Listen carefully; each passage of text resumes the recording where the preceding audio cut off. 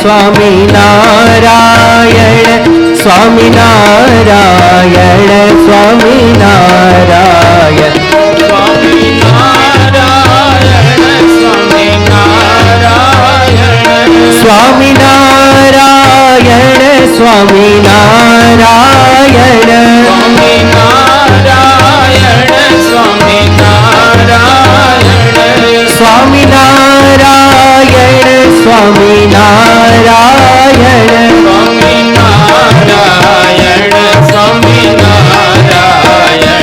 સ્વામિનારાયણ સ્વામિનારાયણ સ્વામિનારાયણ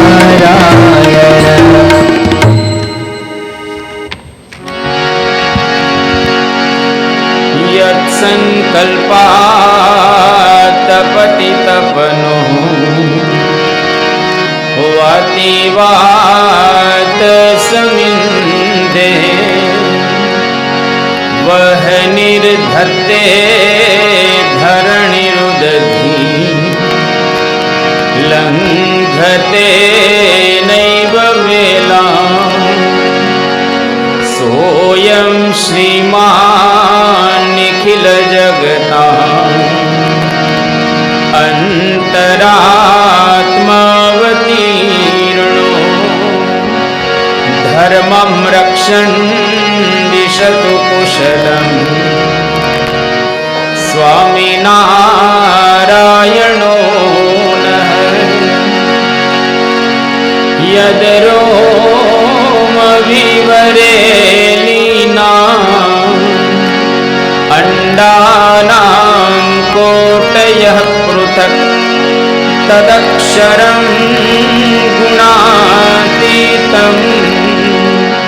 ગુણાતીतं નમામ્યહં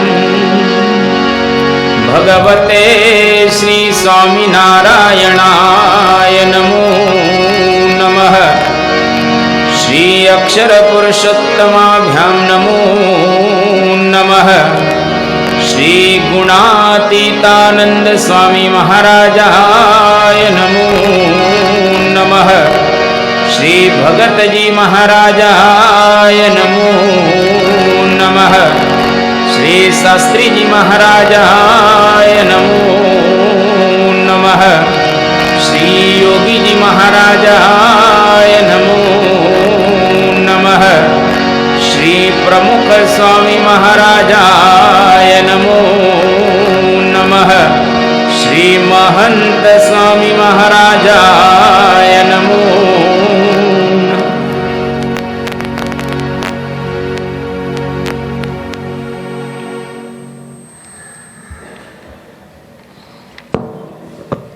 ઘણા દિવસથી આપણે આ મહંત ચરિતમ પારાયણનો લાભ લઈ રહેલા છીએ.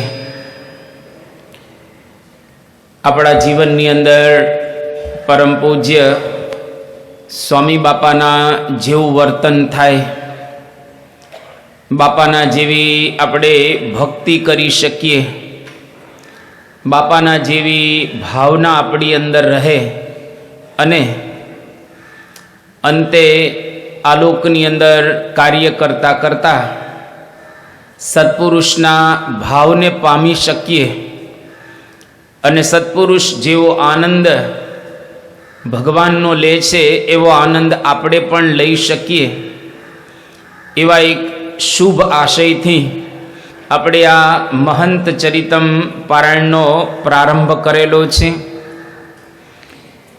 આમ તો શાસ્ત્રની અંદર એક વાત બહુ સુંદર બતાવવામાં આવી છે કે શાસ્ત્રાણી અધિત્યાપી ભવંતિ મૂર્ખાઃ યસ્તુ ક્રિયાવાન પુરુષ સ વિદ્વાન. એટલે કે શાસ્ત્રો ભણીને પણ લોકો મૂર્ખા થતા હોય છે, પણ જે લોકો ક્રિયાવાન હોય એટલે કે જેના વર્તનની અંદર હોય એ માણસને વિદ્વાન ગણવામાં આવે છે. વર્તનની અંદર ન હોય તો એ વિદ્વાન નથી, ભલે શાસ્ત્ર ભણેલો હોય રાવણની જેમ તો પણ. રાવણને મહામૂર્ખો ગણવામાં આવે છે, કારણ રાવણનું વર્તન સારું ન હતું. રાવણ ભણેલો હતો. વૈશેષિક દર્શન ઉપર રાવણે ભાષ્ય લખેલું, અત્યારે ઉપલબ્ધ નથી. રાવણ 4 વેદનો જ્ઞાતા હતો અને વેદો ઉપર રાવણે ખૂબ ચિંતન કરેલું હતું. છતાં પણ રાવણને મૂર્ખો ગણવામાં આવે છે. કેમ? એના જીવનની અંદર વર્તન ન હતું. એટલે યસ્તુ ક્રિયાવાન પુરુષ સહ વિદ્વાન, જે ક્રિયાવાન હોય એટલે કે વર્તનવાળો હોય એને જ વિદ્વાન ગણવામાં આવે છે. સુચિંતિતમ ચ ઔષધમ આતુરાણમ ન નામ માત્રેણ કરોતી અરોગમ. તમે ખૂબ સારી રીતે કોઈ ઔષધિનું ચિંતન કરેલું હોય, મનન કરેલું હોય, એ ઔષધને વિશે સારી રીતે જાણતા પણ તમે હો અને બીજાને સલાહ આપો એવા તમે ડાયા પણ હો, પણ તમને રોગ થયો હોય ત્યારે એ ઔષધ તમારે ખાવું પડે. જો ઔષધ તમે જમો નહીં, ખાઓ નહીં, તો તમારો રોગ શાંત ન થાય. તમને માહિતી છે ચોક્કસ ઔષધ વિશે, પણ રોગ શાંત કરવો હોય તો એ ઔષધને લેવી પડે, એ દવા ગ્રહણ કરવી પડે. એવી જ રીતે યસ્તુ ક્રિયાવાન, જે ખરેખર ક્રિયાવાન છે, વર્તનવાળો છે, એ જ આધ્યાત્મિક માર્ગની અંદર આગળ વધેલો છે. એટલે જેટલું બની શકે એટલું દરરોજ વર્તન વધારવું. વાણી વધારીએ, વ્યવહાર વધારીએ, પૈસા વધારીએ, બધું વધારતા હોઈએ છીએ સમાજની અંદર, પણ દરરોજ વર્તન વધે એવો આપણે વિચાર કરવો. અને વર્તન જ વાતું કરતા હોય છે. મહારાજના વખતમાં 2 સંત હતા, સાંખ્યાનંદ અને ધ્યાનાનંદ. આ બંને સંતો વર્તનમાં બહુ જ વ્યવસ્થિત હતા અને મહારાજે બંને સંતોને બોટાદ મોકલ્યા કે તમે જાઓ ત્યાં સત્સંગ કરાવો. બોટાદની અંદર સત્સંગ નથી થતો. અને આ 2 સંતો ગયા, એને કોઈ શાસ્ત્ર આવડતા ન હતા, પણ 2 જણા ત્યાં આગળ બોટાદમાં જઈ, એ વખતે જે ચોરો હોય કે ધર્મશાળા હોય એની અંદર બંને સંતો ધૂન પ્રાર્થના કરે, ભજન કરે, માળા કરે, ધ્યાન કરે. તો ધીરે ધીરે ત્યાં જે લોકો હતા એને ભાવ થયો કે આ સંતો વર્તનવાળા છે અને આકર્ષાયા. એમ કરતા કરતા બોટાદની અંદર સત્સંગ થયો. અભણથી થયો, કારણ કે ક્રિયાવાન હતા. ભણેલો જો ક્રિયાવાન હોય તો સોનામાં સુગંધ પડે, પણ કદાચ ભણેલા ન હોઈએ પણ વર્તન જો આપણું બરાબર હોય તો એ માણસ આનંદ મેળવી શકે. ઓવરઓલ જો જોવામાં આવે, we have to collect so many things from this world, but our destination is to get peace in our life. આપણે દુનિયાની ઘણી બધી વસ્તુઓ મેળવી શકતા હોઈએ છીએ, મેળવીએ છીએ, પણ આપણું લક્ષ્ય to get peace in our life, શાંતિ મેળવવી એ આપણો મૂળભૂત હક છે. આપણે શાંત થવા જોઈએ. કઈ રીતે શાંત થવું? આજે પરમ પૂજ્ય સ્વામી બાપા બહુ સુંદર ઉપદેશ આપી રહેલા છે. અને આજનો દિવસ એટલે તારીખ 6/3/2023 સોમવાર, સારંગપુર. આજે ભગતજી મહારાજનો જન્મ મહોત્સવ છે. ભગતજી મહારાજની જન્મ જયંતિ છે. હવે આ જયંતિના અવસર ઉપર પરમ પૂજ્ય સ્વામી બાપા ઘણી ઘણી વાતો કરે છે ભગતજી મહારાજના જીવનમાંથી, પણ 4-5 વાત બાપા એક નવા સંદર્ભમાં કરે છે. આપણે આમ તો ઘણી વખત ભગતજી મહારાજનું જીવન ચરિત્ર જાણ્યું છે, માણ્યું છે, વાંચ્યું પણ છે, પણ બાપા આજે સૌથી પહેલા કહે છે અહીંયા આગળ કે ભગતજી મહારાજને ગુણાતીતાનંદ સ્વામીએ ગિરનાર બોલાવવા માટે મોકલ્યા. સ્વામી કહે છે બુદ્ધુ હોય એ પણ જાણે કે ગિરનાર નો આવે. ભણેલો તો જાણે જ, પણ બુદ્ધુ હોય એને પણ ખબર પડે કે ગિરનાર કોઈ દિવસ અહીંયા આગળ જૂનાગઢ મંદિરે આવી ન શકે. છતાં પણ ભગતજી મહારાજ ગિરનારને બોલાવા ગયા. કેમ ગયા? તો કે ગુણાતીતનું વચન મારે હેઠું પડવા દેવું નથી. જો આ અગત્યનું છે. એની આજ્ઞા છે એને મારે હેઠી પડવા દેવી નથી, નીચે પડવા દેવી નથી. એટલે ભગતજી મહારાજ હોશિયાર હતા, છતાં પણ ગિરનારને બોલાવા ગયા. આ પહેલો પ્રસંગ બાપા કહે છે. પછી સ્વામીશ્રી કહે છે કે કોઈ પણ માણસ એઠવાડની કુંડીની અંદર ક્યારેય પડે નહીં, પણ ભગતજી મહારાજ ગુણાતીતાનંદ સ્વામીએ ઈશારો કર્યો, એઠવાડની કુંડીમાં પડ્યા. કોઈ પણ માણસ એઠવાડની કુંડીમાં થોડું પડવાનું હોય, પણ ભગતજી મહારાજ એઠવાડની કુંડીમાં નાયા. આ બીજો પ્રસંગ. એના દ્વારા બાપાએ એવું કહ્યું કે ભગતજી મહારાજને કપડાં, શરીર, સમાજ, આજુબાજુના લોકો એ અગત્યના નહોતા, પણ ગુણાતીતાનંદ સ્વામીને અગત્યના હતા. હા, કેટલું સરસ બાપાએ એક બીજું મનન આપ્યું. ત્રીજી વાત કરે છે કે સાંખડા બદરના બીડમાં ગુણાતીતાનંદ સ્વામી તો જસ્ટ એમ બોલ્યા હતા કે આંબા સુકાય છે. એમાં ભગતજીને આજ્ઞા કરેલી નથી કે ભગતજી તમે આજ્ઞા પાડો અને આંબાને પાણી પાઓ, પણ ભગતજી મહારાજ સમજી ગયા. એટલે ગુરુને સમજવાને બાજુમાં રહીએ તોય અઘરા છે. આપણે ઘણી વખત બાપાનો લાભ લેવા માટે જતા હોઈએ છીએ, ચોક્કસ જવું, પણ એનો મતલબ એવો નથી કે બાપાની પાસે રહો એટલે બધું તમે પ્રાપ્ત કરી શકો. આખી જિંદગી બાપાની પાસે જ રહો, અંગત સેવક તરીકે, તો પણ ન મળે, તો પણ મળે નહીં. કેમ? તો કે એનો રદગત અભિપ્રાય, એ શું કહેવા માગે છે, એને શું આપણી પાસે કરાવવું છે, એ જ્યાં સુધી આપણે ન સમજીએ ત્યાં સુધી કોઈ દિવસ એને પ્રાપ્ત ન કરી શકીએ. એટલે ભગતજી મહારાજને કીધું નહોતું, પણ છતાંય ભગતજી મહારાજ એક આંબાને 4 દેગડા, 300 આંબા હતા, 1200 દેગડા પાણી પાયું.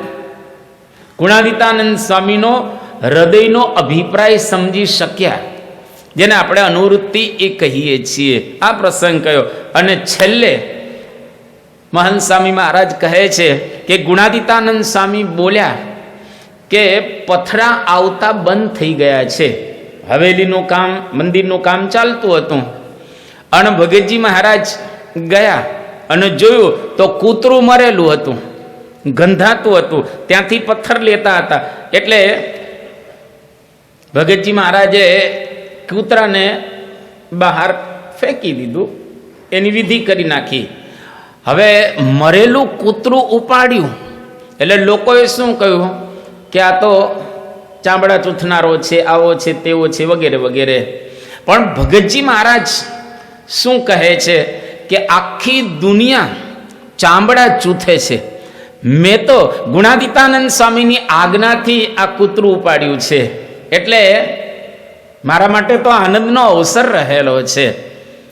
અને ગુણાતીતાનંદ સ્વામીને એમણે રાજી કર્યા. તો આ પ્રસંગો 3-4 કહી અને બાપા એક બહુ મર્મની વાત કરી રહેલા છે આજે ભગતજી મહારાજના જન્મ મહોત્સવે. સ્વામી કે આદર્શની વાતો થાય, આજ્ઞાની વાતો થાય, પણ જ્યારે સમય આવે એ વખતે એ વચનને અધ્ધર ઝીલવા, એ તો ક્યારે બની શકે કે સત્પુરુષના અંતર્યામી થયા હોઈએ, એની અનુવૃત્તિ સમજતા હોઈએ, એની મરજીને આપણે જાણતા હોઈએ તો થઈ શકે, બાકી થઈ શકે એવું નથી. એટલે સત્સંગની અંદર 3 શબ્દો યાદ રાખવા. નંબર 1 આજ્ઞા, નંબર 2 ઈશારો, નંબર 3 અનુવૃત્તિ. કોઈક વખત સત્પુરુષ ડાયરેક્ટ આપણને આજ્ઞા કરે કે તમે આવું કરી નાખો, તો એ સ્થૂળ કહેવાય. કોઈક વખત આજ્ઞા ન કરે, ઈશારો કરે, ઇંગિત કરે, બોલે કંઈક અને સમજવાનું કંઈક હોય. હવે આમાં કેવી રીતે આપણે સમજી શકાય? આંબા સુકાય છે, એમાં કંઈ સમજી શકાય એવું છે? આપણે જેવા હોય શું કે વરસાદ નથી એટલે સુકાય જ ને, અથવા તો ઉનાળો છે એટલે સુકાય. જો સત્પુરુષ બોલે છે આંબા સુકાય, અને આપણે એનો અર્થ સીધે સીધો જો તમે કાઢો તો વરસાદ નથી અથવા તો ઉનાળો છે, આ સીધો અર્થ નીકળી શકે. પણ આપણને ઇંગિત કર્યું, એટલે કે ઈશારો કર્યો કે આંબાને પાણી પાવ. હવે આ કઈ રીતે ખબર પડે કે આંબાને પાણી પાવાનું છે? એ તો આપણે એની નજીક રહ્યા હોય, એની અનુવૃત્તિને જાણતા હોય તો જ ખબર પડે. ત્રીજી વાત, મરજી. સમયે સમયે સત્પુરુષની મરજીને સાચવવી. મરજી જોઈ મહારાજના મનની એમ રહીએ આઠું જામ.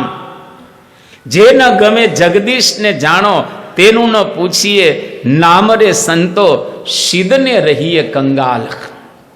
જો મરજી ભગવાનની જોવી પડે કે અત્યારે એને શું કરાવવું છે. હવે એ મરજી જો આપણે ન જોયું હોય તો ઘણી વખત ગડબડ થઈ જાય, અને જે વસ્તુ પામવાની છે એને આપણે પામી ન શકીએ. શ્રીજી મહારાજ ગઢપુરથી ધરમપુર જવાના હતા, અને બધા સંતોને ઉત્સાહ જ હતો કે આપણે મહારાજની સાથે લાભ લેવા માટે ધરમપુર સ્ટેટમાં જવું છે. મહારાજે સચ્ચિદાનંદ સ્વામીને કહ્યું કે સ્વામી તમારે નથી આવવાનું, તમારે અહીંયા આગળ રોકાવાનું છે. એટલે સચ્ચિદાનંદ સ્વામી ત્યાં આગળ રોકાઈ ગયા ગઢપુરની અંદર, અને મહારાજનું સ્મરણ કરે, ભજન કરે, દરરોજ મહારાજને યાદ કરે સચ્ચિદાનંદ સ્વામી. અને શ્રીજી મહારાજ કેવા દયાળુ, એમની આજ્ઞાથી સચ્ચિદાનંદ સ્વામી રોકાઈ ગયા તો દરરોજ ધરમપુરની અંદર શ્રીજી મહારાજ જે થાળ જમતા હતા એ થાળ અંતરિક્ષમાંથી સચ્ચિદાનંદ સ્વામીને દરરોજ ગઢડા આપતા. દરરોજ થાળ આપે અને સચ્ચિદાનંદ સ્વામી પ્રેમથી એ થાળને અંગીકાર કરે. જો આ સ્થૂળ રીતે આજ્ઞા પાડી તો ભગવાનના થાળનો એને દરરોજ લાભ મળતો હતો.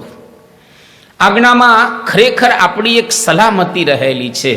આપણે સલામત રહીએ, કોઈ પ્રકારે ચિંતા ન રહે.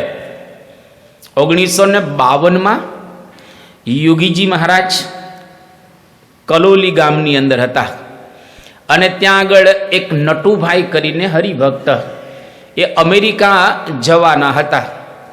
યોગીજી મહારાજની પાસે આશીર્વાદ લેવા માટે આવ્યા, અને યોગીજી મહારાજને કહ્યું બાપા અમેરિકા હું જાઉં છું, મને આશીર્વાદ આપો, ત્યાં નોકરી મળી જાય અને બધી વ્યવસ્થા થઈ જાય. યોગી બાપાએ આશીર્વાદ આપ્યા અને કહ્યું 16 દિવસમાં તમને નોકરી મળશે, તમે જશો ત્યાં 16 દિવસમાં તમને નોકરી મળશે. અને તમે નક્કી કર્યું છે 20 તારીખે જવાનું, બાપાને કહ્યું હતું 20 તારીખે જવાનું નક્કી કર્યું છે, એને બદલે 25 તારીખે જજો.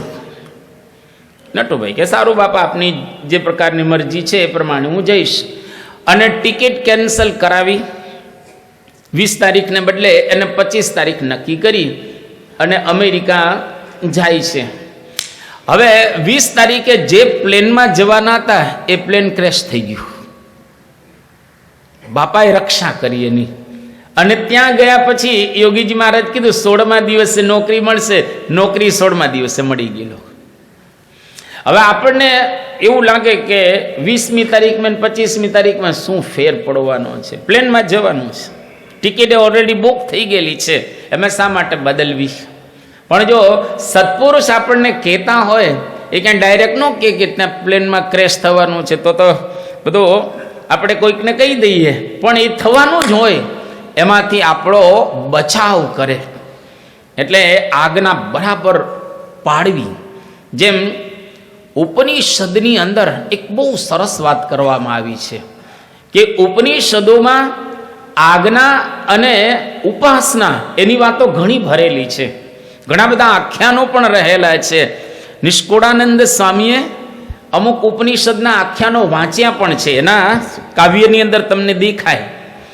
એની અંદર ઉપમન્યુનું જે આખ્યાન છે એનો સાર બતાવતા નિષ્કુળાનંદ સ્વામી સરસ લખે છે કે મનગમ તું મેલી કરી રહે આજ્ઞાને અનુસાર, તેજ શિષ્ય સાચા ખરા બીજા સર્વે સંસ્થાપનાર. મનગમ તું મેલી કરી રહે આજ્ઞાને અનુસાર, તેજ શિષ્ય સાચા ખરા બીજા સર્વે સંસ્થાપનાર. કે મનગમતો મેલી કરી અને આજ્ઞા પ્રમાણે રહેવું. જો એ પ્રમાણે આપણે રહીએ તો એ શિષ્ય સાચા ખરા. એટલે આપણે જો આજ્ઞા પ્રમાણે રહીએ તો ખરેખર આપણે સાચા શિષ્ય છીએ. તો અહીંયા આગળ વચને પ્રવૃત્તિ કરવાની અને વચને નિવૃત્તિ કરવાની, વચન પ્રમાણે બધું રહેવાનું. અને જેટલા જેટલા ભક્તો વચન પ્રમાણે રહે એ સેફ રહે, એનો કોઈ તકલીફ આ પ્રમાણે થાય નહીં, એના જીવનની અંદર કોઈ પણ પ્રકારે મુશ્કેલી ન સર્જાય. એટલે આપણે પણ વચન પ્રમાણે બરાબર રીતે એ રહેવું, એવું અહીંયા આગળ પરમ પૂજ્ય સ્વામી બાપા આપણને કહી રહેલા છે. અહીં આગળ સ્વામી બાપા હવે તારીખ 11/3/2023 બાપા સારંગપુરની અંદર વિરાજમાન છે. અને ત્યાં આજે એક સુંદર કાર્યક્રમ પ્રસ્તુત થયો. આપણે બધા જાણીએ છીએ કે બાપા હવે બહુ બધે વિચરણ નથી કરતા. એક જગ્યાએ બાપા હોય અને આજુબાજુના સેન્ટર્સમાંથી લોકો ત્યાં આગળ દર્શન કરવા આવે અને પોતપોતાના કાર્યક્રમો બધા પ્રસ્તુત કરે. તો આજે ભાવનગર ના લોકો હરિભક્તો ત્યાં આગળ આવ્યા હતા અને એમણે કાર્યક્રમ પ્રસ્તુત કર્યો. એનો મધ્યવર્તી વિચાર એવો હતો કે ભાવનગર રંગવું છે, ભાવનગર રંગવું છે એવો એ લોકોએ આ કાર્યક્રમ પ્રસ્તુત કર્યો. અને એના માટે સ્વામીશ્રીને વાત કરવામાં આવી કે બાપા અમારે આખું ભાવનગર સત્સંગી બનાવવું છે. પહેલા સ્વામીએ સાંભળી લીધું, એમ કઈ તરત બધું રંગાઈ નથી જતું. આપણે દુનિયા આખી રંગવી છે, એમ કઈ દુનિયા થોડી આખી રંગાઈ જાય. બાપાએ પહેલા સાંભળ્યું, સાંભળ્યા પછી બાપાએ 4 ઉપાય બતાવ્યા. આપણે પણ સાંભળવા જેવું. ભાવનગર રંગવું હોય તોય, સુરત રંગવું હોય તોય, લંડન રંગવું હોય તોય અને અમેરિકા રંગવું હોય તો પણ આ 4 ઉપાય બાપા બતાવે છે. પહેલો ઉપાય સ્વામી બતાવ્યો કે બાળ સભા નિયમિત ભરવી અને એક બાળકને બાળ સભાની અંદર લાવવું. જે બાળકો બાળ સભા ભરતા હોય એને એક બાળક બાળ સભાની અંદર લાવે તો ધીરે ધીરે ધીરે કરતા કરતા કરતા ઘણો મોટો સત્સંગ એ થઈ જાય. આ પહેલો બાપાએ ઉપાય બતાવ્યો. બીજી વાત બાપા કરે છે કે નિયમિત યુવક સભા ભરવી અને એક મિત્રને યુવક સભામાં લાવવું. ત્રીજી વાત બતાવે છે કે આ મૂંડાવ્યું છે એ અક્ષર પુરુષોત્તમ માટે મૂંડાવ્યું છે, તો ઉપાસના અને નિષ્ઠા બરાબર પાકી રાખવી. અને ચોથો ઉપાય બાપા બતાવી રહ્યા છે કે પરિવાર સાથે નિયમિત રવિ સભા અને પરાસભા ભરવી અને આખા વર્ષ દરમિયાન એક પરિવારને સત્સંગી બનાવવું. આ 4 બાપાએ આપણને ઉપાય બતાવ્યા. ગઈકાલે અમે એક સભાની અંદર ગયા હતા. એ સભાની અંદર અમે વાત કરી કે ભાઈ આજે તમે સંખ્યા બહુ, પરમ દિવસે કે આજે તમારી સંખ્યા બહુ સારી છે. નોર્મલ એ સભાની અંદર 125 હરિભક્તો આવતા હતા ડભોલી મંડળની અંદર, પણ અમે ગયા એટલે લગભગ 325 હરિભક્તો એ દિવસે દેખાયા. અમને આશ્ચર્ય થયું કે 125માંથી 350 એટલે ઘણું કહેવાય. અને 36 ત્યાં આગળ સંપર્ક કાર્યકર્તા છે. એટલે અમે કહ્યું કે આ શું થયું? ત્યારે 36 કાર્યકર્તાઓ અને હરિભક્તોએ ભેગા થઈને વાત કરી કે સ્વામી, આજે અમે સંપર્ક કર્યો. બરાબર, અમે સંપર્ક કર્યો એટલે 125માંથી 350 આવ્યા. અહીંયા આગળ અમારા કુટુંબની સંખ્યા તો 200ની આજુબાજુ રહેલી છે. હવે જો સંપર્ક કર્યો તો સભાની અંદર આવ્યા, અને સભામાં કોઈ પણ વ્યક્તિ આવે એમાં કંઈક તો લઈને જાય ને, કંઈક તો લઈને જાય ને. મોટા મોટા જે મોલ હોય ને એની અંદર માણસ આમ ફરવા જાય ને તો એ કંઈક લઈને આવે. સમજોજો, કંઈક આમ ફરવા જાય ને તો એને કંઈક તો લેવાનું મન થાય ને થાય. લંડનની અંદર એક સ્ટોર છે હેરોલ્ડ, જે બહુ આમ પ્રેસ્ટીજ કહેવાય ને એવો, one of the best store. અને ક્વીન, બધા શેખ એની અંદર ખરીદી કરવા માટે આવે છે. બહુ ફાઇન. હવે એની અંદર શું છે, તમને જે ખાવું હોય ખાવા પીવાનું મફત, ચોકલેટ ખાઓ, બધું કંઈ તમારે મફત. એમાં કોઈ એમાં જે લોકો જાય એ કંઈક ને કંઈક ખાય, પણ લીધા વિના કોઈ પાછો ન આવે. એમાંથી લઈને જ આવે. અમથા મફતિયા કોઈ ખાવા જાય જ નહીં, કારણ કે સ્ટોર જ એવો છે કે એનું પગથિયું ચડો એટલે તમારા ખિસ્સા થોડા ઘણા ખાલી થાય જ. આ સ્ટોર જ એ પ્રકારનો રહેલો છે. એમ કોઈક અહીંયા આગળ આવે તો કંઈક તો લઈ જાય ને, કંઈક તો એને લઈ જાય. અરે કંઈ ન લે તો ભગવાનનું નામ તો લે ને, અહીંયા આગળ નામ લઈને તો જાય ને. એટલે જો પ્રચાર અને પ્રસાર બરાબર કરીએ તો એના દ્વારા સત્સંગનો વ્યાપ ચોક્કસ વધે. મહારાજ તો પોતે સંકલ્પ કરીને આવ્યા હતા કે 100 કરોડ મનવારો ભરવી છે. એક મનવાર એટલે મોટું વહાણ, એની અંદર નાના નાના ઘણા બધા વહાણો ભરાય. એવા 100 કરોડ ભરીને લઈ જવા છે ઉપર. મહારાજે સંકલ્પ કર્યો. અડાલજની વાવમાં સંકલ્પ કર્યો છે કે આખી અડાલજની વાવ સરસવના દાણાથી ભરાઈ જાય અને તીરવા સગ ચડે. તીર મૂકો અને એટલો ઢગલો થાય. આટલા જીવનું કલ્યાણ કરવું છે. ધોરાજીના લાલ વડની નીચે મહારાજે સંકલ્પ કરેલો કે આખા બ્રહ્માંડમાં સત્સંગ કરાવવો છે. ગુણાતીતાનંદ સ્વામી એની વાતમાં કહ્યું છે, પાંદડે પાંદડે સત્સંગ કરાવવો છે. ગોપાળાનંદ સ્વામી એવું બોલ્યા છે કે ભવિષ્યમાં સ્વામિનારાયણના સોનાના મંદિરો થશે. યોગી બાપા એવું બોલીને ગયા છે કે આજથી 500 વર્ષ પછી દુનિયાનો કોઈ ખૂણો એવો બાકી નહીં હોય જ્યાં આગળ સ્વામિનારાયણનું ભજન ન થતું હોય. ભજન બધે થાય પણ સત્સંગી થાય એ અગત્યનું છે. અત્યારે આપણે અડાજણમાં ભજન તો થાય છે ને, પણ આખું અડાજણ સત્સંગી ક્યાં રહેલું છે? મંદિરની આજુબાજુ ભજન તો થાય છે ને, પણ મંદિરની આજુબાજુ રહેલા ફ્લેટ એ બધા કંઈ સત્સંગીઓના ફ્લેટ નથી. એટલે આપણે જેટલા સત્સંગીઓ છીએ એ બધા વ્યવસ્થિત છીએ આપણે, પણ હવે થોડાક વ્યવસ્થિત થઈએ તો કામ થાય ને, એને થાય જ. એક પાડોશીને તો ચોક્કસ આપણે રંગી શકીએ છીએ. કારણ શું છે? આપણો રૂપિયો સાચો છે, માલ સાચો છે, કંઈ ખોટું રહેલું નથી. એટલે આપણી વસ્તુ બધી સાચી રહેલી છે. તો એ બજારની અંદર આપણે લઈને જશું તો ચોક્કસ એ વસ્તુ વેચાશે જ, એમાં શંકાને સ્થાન રહેલું નથી. એટલે સ્વામી બાપાએ અહીંયા આગળ આ એક સુંદર વાત કરી, આપણને ઉપાય બતાવ્યા 4 કે બાળકોય પ્રયત્ન કરે, યુવાનોય પ્રયત્ન કરે, સંયુક્તના લોકોય પ્રયત્ન કરે, અને નિષ્ઠા વગેરે આપણે રાખી અને એક મિત્રને આપણા સત્સંગની અંદર જોડીએ. પછી બાપાએ એક સુંદર વાત કરી કે હરિભક્તોનું શુદ્ધ વર્તન જોઈને લોકોને અસર થશે.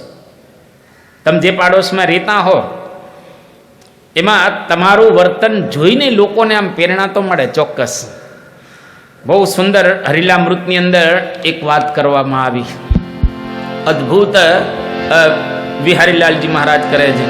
ખાવું પીવું બેસવું સૂવું જોવું ચાલ્યા જવું કે વળી નાવું ધોવું. ખાવું પીવું બેસવું સૂવું જોવું ચાલ્યા જવું કે વળી નાવું ધોવું. સંતોની એવી સઘળી ક્રિયાય સંગી દેખી સત્સંગી થાય. સંતોની એવી સઘળી ક્રિયાય સંગી દેખી સત્સંગી થાય. આમાં બધી જ ક્રિયા આપણી આવી ગઈ. ખાવું પીવું બેસવું સૂવું જોવું ચાલવું જવું નાવું ધોવું બધું જ આની અંદર આવી ગયું. આ જોઈ અને કુસંગી એ પણ સત્સંગી થાય. હવે તમે ખાતા હો પીતા હો જોતા હો હાલતા હો ચાલતા હો એને જોઈને લોકોને ચોક્કસ અસર થાય જ. કારણ કે આપણું એવું વર્તન શુદ્ધ. યોગી બાપા એક સરસ વાત કરતા કે હે સંતો, તમે એવી રીતે વર્તજો કે જેથી કરીને હરિભક્તોને એવું લાગે કે આપણા સંતો બરાબર છે. તમે અમને જોતા હો છો, અમારી સાથે રહેતા હો છો અને અમારું માર્ગ પણ કરતા હો છો કે આપણા કેવા છે. કારણ કે તમે બધું જ નોંધતા હો છો કે આપણા સંતો કઈ રીતે વર્તે છે. એટલે અમારે એવું વર્તન રાખવું જોઈએ કે જેથી કરીને તમને ગુણ આવે કે આપણા સંતો ખૂબ સારા, આપણા સંતો વર્તનમાં વ્યવસ્થિત રહેલા છે એવો તમને ગુણ આવે. અને બીજી વાત યોગી બાપા કહેતા કે હરિભક્તો તમે એવી રીતે વર્તજો જેથી કરીને કુસંગીને ગુણ આવે કે સ્વામિનારાયણના સત્સંગી બહુ આમ સારા છે, પાકા છે. તો આ શું આવ્યું વર્તન?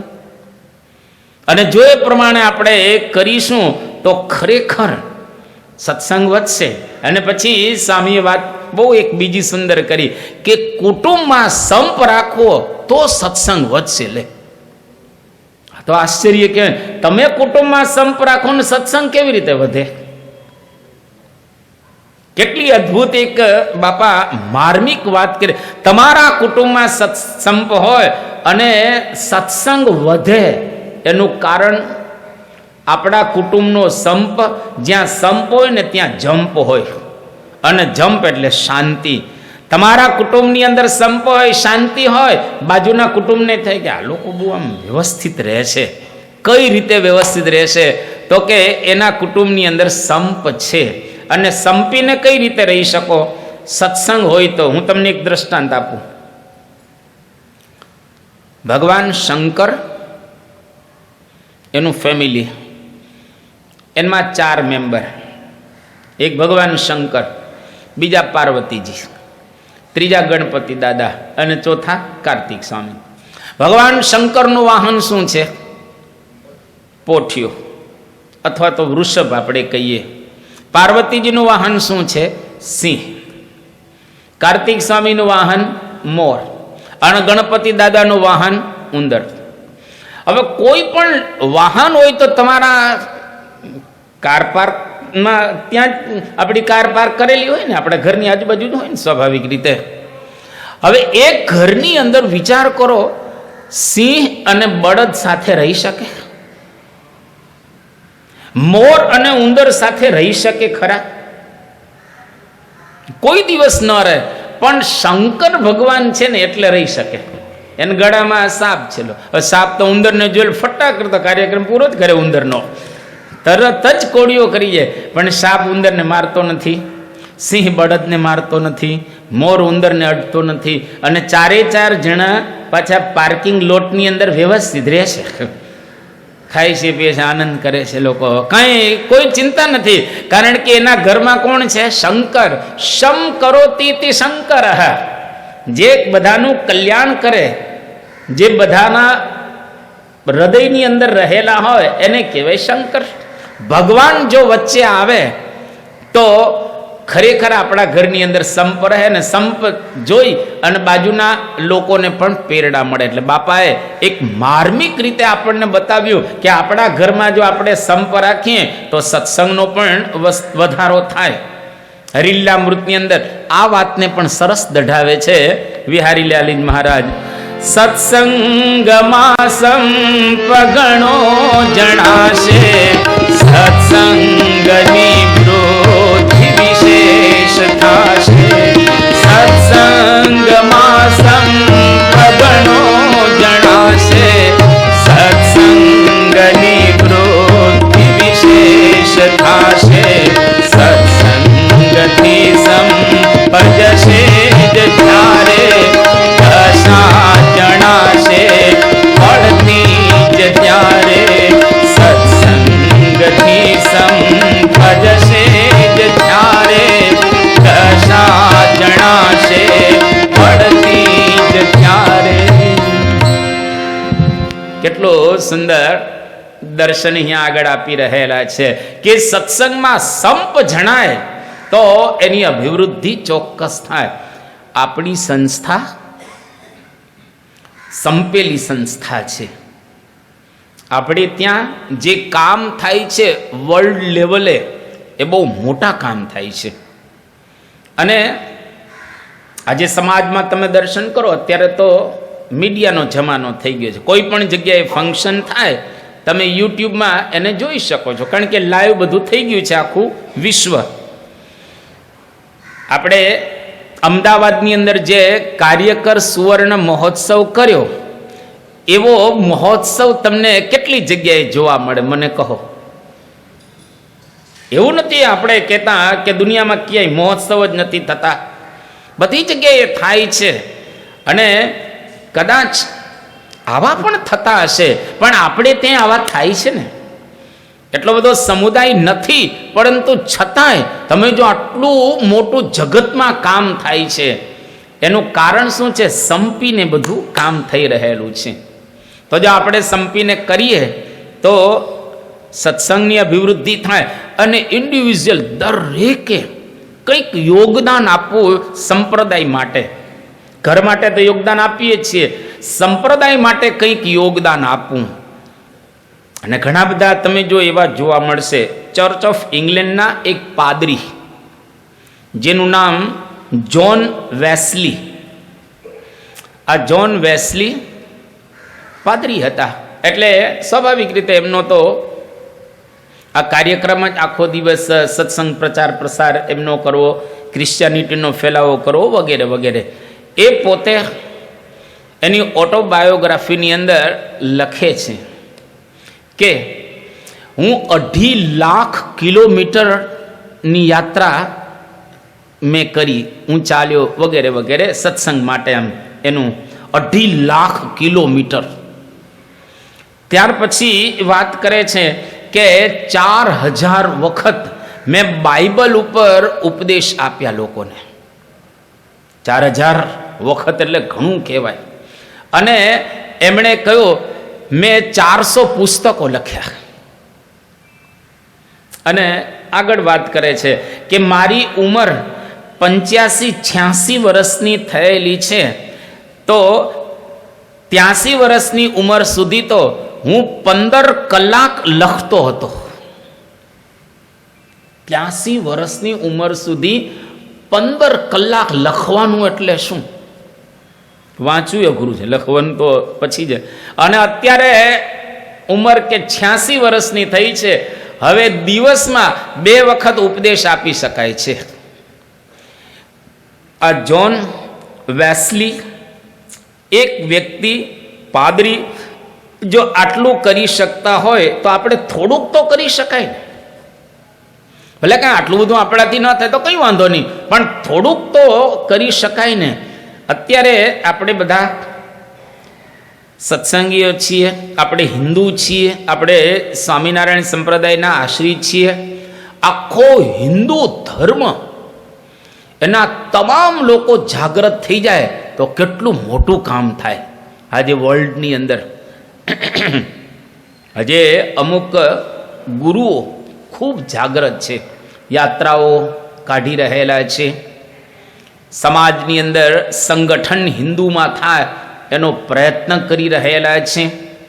એના હૃદયની અંદર એક શુદ્ધ અને પવિત્ર ભાવના રહેલી છે કે જો આપણો ધર્મ નહીં બચે તો આપણા સંપ્રદાયો કઈ રીતે બચવાના હતા. એટલે બધાએ જાગૃત થઈ અને થોડોક પ્રચાર અને પ્રસાર કરવો, જેથી કરીને આપણો ધર્મ સચવાય અને સંપ્રદાય પણ બરાબર રીતે સચવાય. બાપાએ સરસ આ પ્રકારે આપણને એક માર્ગદર્શન આપ્યું અને સત્સંગ વધે એનો ઉપાય બતાવ્યો. ભાવનગરની અંદર જ ખાલી વધારવાનો નથી, આપણા સુરતમાં વધારવાનો છે અને બધે વધારવાનો છે. જો એ રીતે આપણે પ્રયત્ન કરીશું તો ચોક્કસ આપણો સત્સંગ એ વધશે.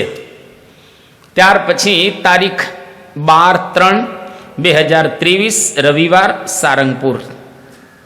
બાપા સારંગપુરની અંદર વિરાજમાન છે અને હરિકૃષ્ણભાઈ પટેલ રઢુના નિરીક્ષક એ ત્યાં આગળ બાપાનો લાભ લેવા માટે આવ્યા છે. એમણે એક પ્રશ્ન રજૂ કર્યો. પ્રશ્ન એ પ્રકારનો રજૂ કર્યો કે બાપા, 1 મહિના પહેલાં એમની જે દીકરી હતી એ દીકરીની અંદર ભૂતે પ્રવેશ કર્યો.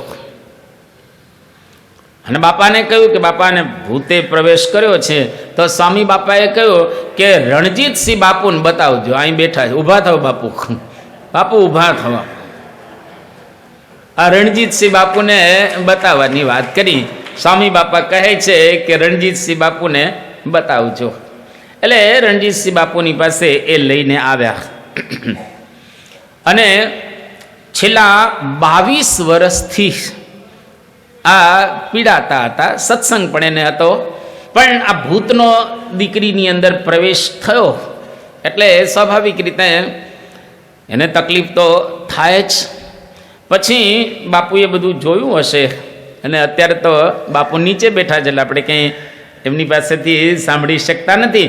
પણ એ જે ભૂત હતું ને એને હું શું વાત કર્યું કે હું છેલ્લા 22 વર્ષથી ભટકી રહેલું છું. બરાબર બાપુ, 22 વર્ષથી હું ભટકી રહેલું છું અને મેં મહંત સ્વામી મહારાજ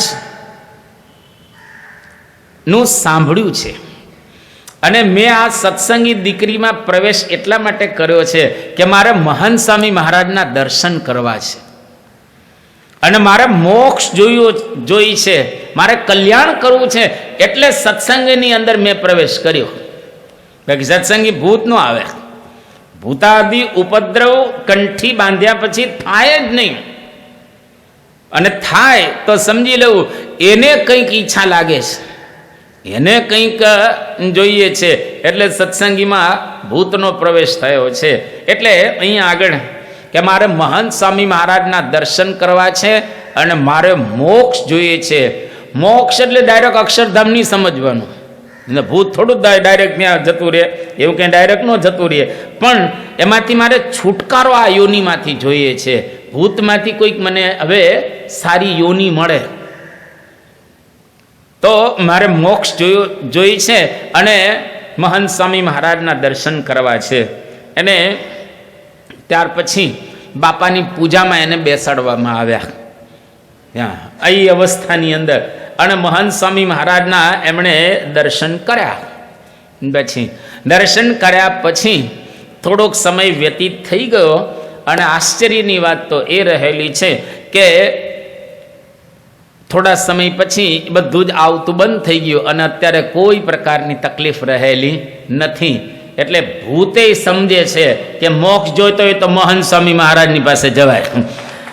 ભૂત પણ એવું સમજે છે કે મોક્ષ ખરેખર સત્પુરુષની પાસે રહેલો છે. એટલે આપણે પણ એવું સમજવું કે આપણી પાસે એવા ગુરુ રહેલા છે કે જે મોક્ષના દાતા, મોક્ષ આપનારા ગુરુ આપણી પાસે રહેલા છે. અને આમે શાસ્ત્રની અંદર સંત માટે મુક્તિનું દ્વાર બતાવેલું છે. સંત મોક્ષ આપનારા રહેલા છે. મહારાજે પ્રથમનું 59મું વચનામૃત લખ્યું, એમાં કહ્યું કે 4 વેદ, ખટ શાસ્ત્ર, 18 પુરાણ અને મહાભારત આદિ જે ઇતિહાસ, એનો સાર શું છે? તો કે ભગવાન ને ભગવાનના સંત કલ્યાણકારી છે. તમારે જો મોક્ષ જોઈતો હોય તો કાં ભગવાનની પાસે જવું પડે, કાં એના સંતની પાસે જવું પડે. એ સિવાય મોક્ષ ન મળે.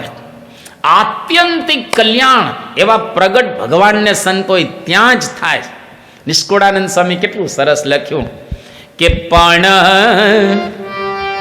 આત્યંતિક જે કલ્યાણ રે તેની રીત ભાત જુદી જાણ રે, તે તો હરી હરી જનથી થાય રે, સાચું કલ્યાણ તેને કહેવાય રે.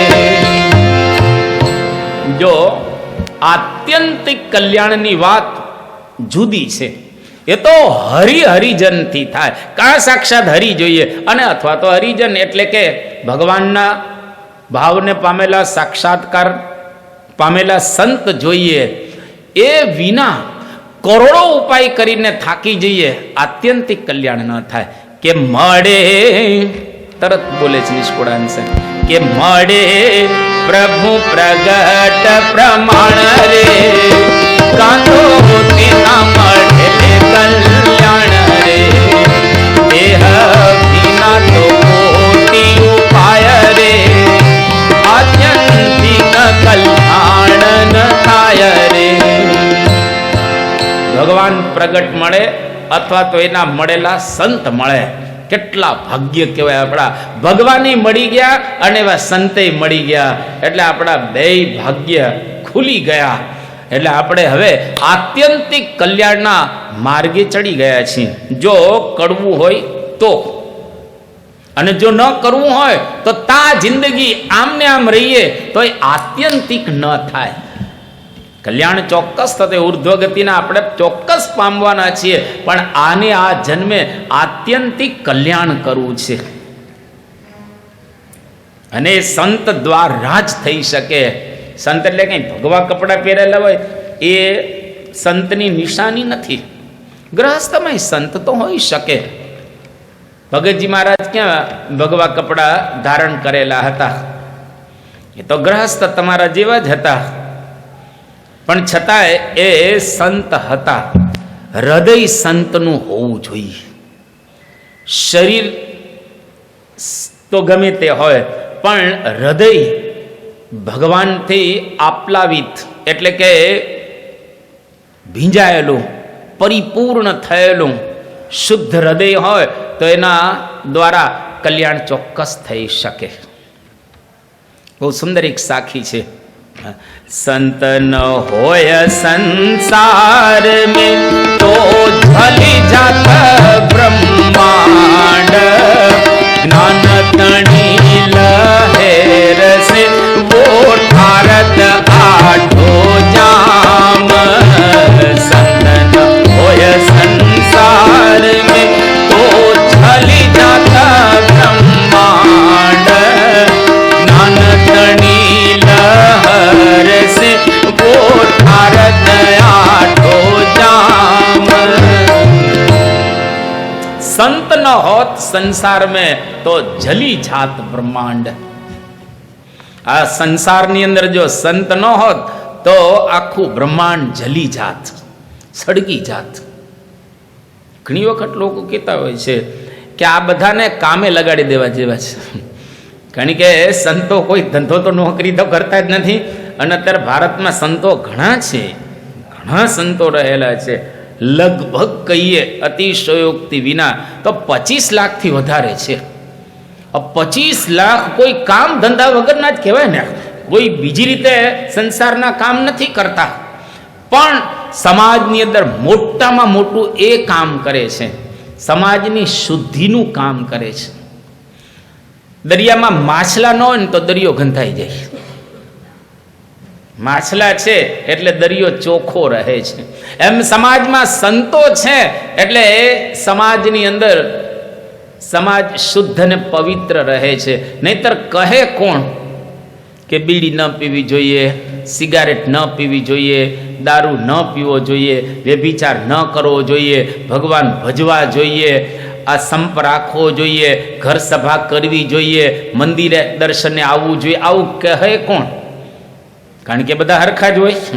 અને આ ફિલ્મ વગેરે ન જોવા જોઈએ કોણ કહે? ધીરે ધીરે સમાજ આખો બગડ તો થઈ જાય. એટલે સંતો કામ શું કરે છે? સુધારાનું કામ કરી રહેલા છે. તમે જો એક મહોત્સવ કર્યો ને આપણે મુંબઈમાં, બીજા મહોત્સવની અંદર આપણે કંઈ આવું નહોતો કરતા, પણ આ એક મહોત્સવમાં આપણે ટ્રાય કરી.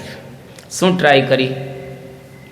તો કે ત્યાં જેટલા લોકો આવે મહોત્સવની અંદર અને વ્યસન છોડે એનું નામ ઠામ એડ્રેસ વગેરે લઈ લેવામાં આવે અને પછી પૂછવામાં આવે કે તમે કેટલા રૂપિયાનું વ્યસન કરતા હતા? પેલો કહે કે અમે આટલા રૂપિયાનું વ્યસન કરતા હતા. એટલે આપણે એ આંકડો લખી લઈએ. 53,000 લોકોએ ત્યાં વ્યસન છોડ્યા અમૃત મહોત્સવની અંદર. અને આખો આંકડો વર્ષનો આપણે કાઢ્યો અને વર્ષનો આંકડો કાઢ્યો તો 9 કરોડ રૂપિયા થતો હતો. એ 9 કરોડ રૂપિયા બેંકમાં મૂકી દેવામાં આવે તો મિનિમમ અત્યારની રીતે જોવામાં આવે તો 7-8 વર્ષે ડબલ થઈ જાય. અને મ્યુચ્યુઅલ ફંડમાં કેમ ત્યાં મૂકે તો થોડો વહેલા થઈ જાય. અને શેર બજારમાં રોકે તો કાંઈ નક્કી નહીં, વર્ષમાં ડબલ થઈ જાય અને બીજી રીતે પણ ડબલ થઈ જાય, કાંઈ નક્કી નહીં. અત્યારે કોઈનનું માર્કેટ ગણાય, અરે કરન્સીનું માર્કેટ છે ફોરેક્સ. તો એમાં કદાચ કોઈક લે તો ઘણા કોઈન તો થોડા કોઈ 14 ગણા વધી ગયા છે. 14 ગણા. જે બિટકોઈન ને બધા તો લાખ ઉપર જતા રહ્યા. 1,08,000 આજુબાજુ કંઈક બિટકોઈન બોલે છે. થોડોક હમણાં ઘટ્યો છે એવું લોકો કહે છે. એટલે આ બધા તમે જુઓ, લોકો કરન્સીની અંદર પૈસા રોકે તો વધી જાય પૈસા. આપણે ગરીબ ભક્ત છે, હવે એમને શેર લીધેલા, એમને આપવામાં આવેલા શેર હતા. એ વખતે શેરની કિંમત બહુ સામાન્ય હતી, સાવ સામાન્ય. આપણે કહીએ ને માંડ 100 રૂપિયાની આજુબાજુ હશે એની કિંમત, બલકે એનાથી ઓછી હશે એવી. અને એના પાસે લગભગ 2.5 લાખ શેર હતા. મને થોડા દિવસ પહેલાં પૃચ્છા કરવામાં આવી કે ભાઈ અત્યારે શું કિંમત છે? એ કે બાપાની દયા સ્વામી મારી ઉપર થઈ છે, મારી પાસે કંઈ હતું નહીં કે, પણ આ શેર હતા અને અત્યારે આ શેરની કિંમત 2300 રૂપિયા છે. એટલે મારી પાસે 46 કરોડ રૂપિયા અત્યારે થઈ ગયા. 46 કરોડ રૂપિયા. બહુ સામાન્ય હરિભક્ત છે બિચારા. પણ હવે જો આ વર્ષો પહેલા મળી ગયેલા હતા શેર, પાછા તમે કંઈક તમારે વિચારીને રોકજો પાછા. તો હું તો તમને ખાલી કહું છું. એટલે આ વર્ષો પહેલાના શેર હતા તો આજે 46 કરોડ રૂપિયા. કમાવાનું કશું જ રહ્યું જ નહીં ને. એક જ ફેમિલી નાનું છે, દીકરો ત્યાં પરદેશ રહેલો છે. એટલે જો હવે 9 કરોડ રૂપિયાને ધારો કે આવી રીતે ગોઠવી દે, થોડા વર્ષોમાં કેટલા રૂપિયા થઈ જાય ને. તો 9 કરોડ રૂપિયા નગરમાં આવ્યા અને સંતોએ વ્યસન છોડાવ્યા તો થયું. અને જો એ ન છોડાવ્યા હોત તો કંઈ ન થાત. એટલે સંતોનું કેટલું મોટું યોગદાન કહેવાય. અને એવા સંત મળે તો ખરેખર ચોક્કસ ભગવાન મળે. નિષ્કુળાનંદ સ્વામીએ અદ્ભુત એક પંક્તિ લખી છે કે એવા સંત મળ્યા સ્વામી રે, એવા સંત મળ્યા સ્વામી, ખામી કોએ નારી કહે નિષ્કુળાનંદ શીશ નામી, સાચી સહુને કહી એવા સંત મળ્યા સ્વામી, ખામી કોએ